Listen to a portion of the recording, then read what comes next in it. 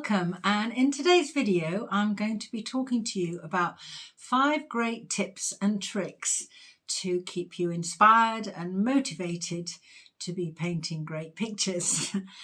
I'm Fahey and I'm an artist and teacher, and I've been teaching for many years, helping students develop their creativity, their skills and their confidence in all things painting, which is wonderful.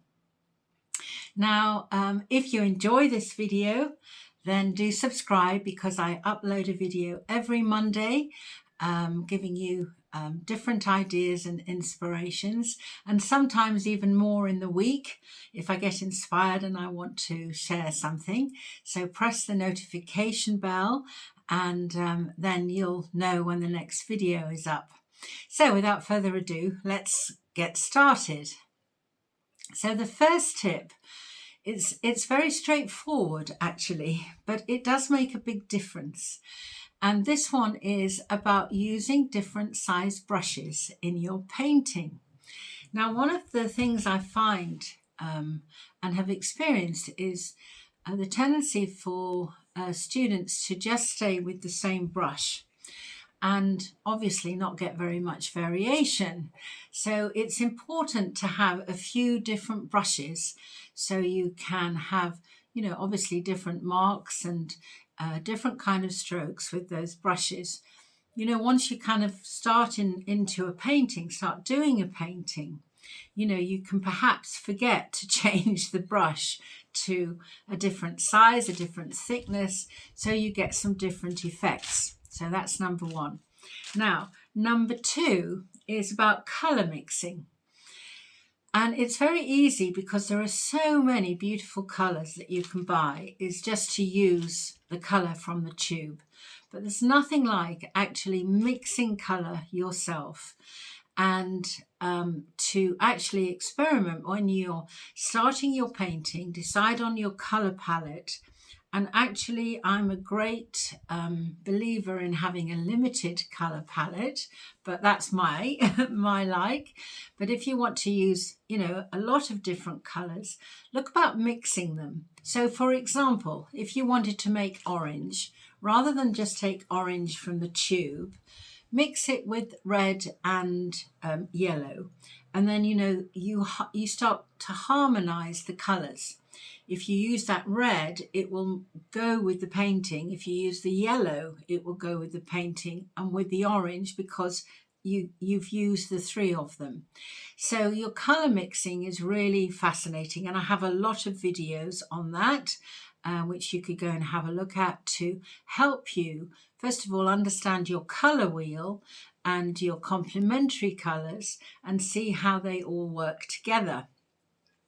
So now, number 3, how to keep your palette wet. Now, I get asked this question many times, and again, I've done a video on this, but the best way that I've found is to, I have actually like a baking tray. I put a cloth in that and I wet the cloth, and I put some baking paper over the top, and I use that as my palette.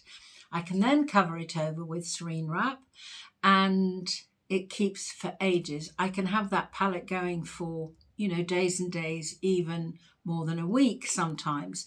So that's a really good way to keep the paints wet and usable. And then actually when you are using them, you can always spray them with a little bit of water. And that also keeps them moist, but not too much, because you don't want them to go runny. So I hope you find that one helpful. So now the next tip is number 4, is how to stop your painting from going muddy. And this is a big question. And the way that I approach this is with 2 things. First of all, let each layer dry first. You have to have some patience when you're painting. If you start rushing it and you want to get it all out there in one go, then the tendency will be for your paints to go muddy. So let each section or each layer dry first, and then you can go back on top and do more and more and more. And you can do as many layers as you like, really. And then another way of looking at it, however, is if it does go muddy, again, let it dry, because then you can paint over it. And it, you know, if you just remember to let it dry before you mush everything together and then get disappointed because it's all gone into a not a very nice colour.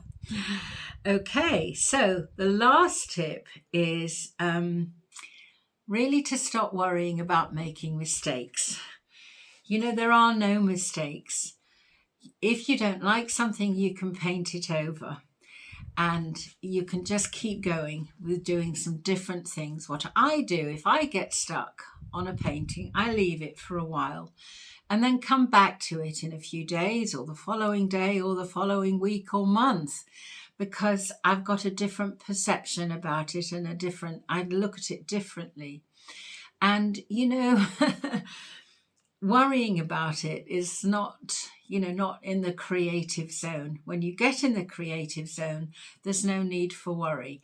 If when you finish, there are parts of it that you don't like, don't worry, because you can just leave it, come back to it, paint over it, do something different with it, draw on top of it, do some marks on top of it, numerous amounts of things. And so, you know, the fear of making mistakes, you have to leave outside. Don't bring them into your studio, because there are no mistakes.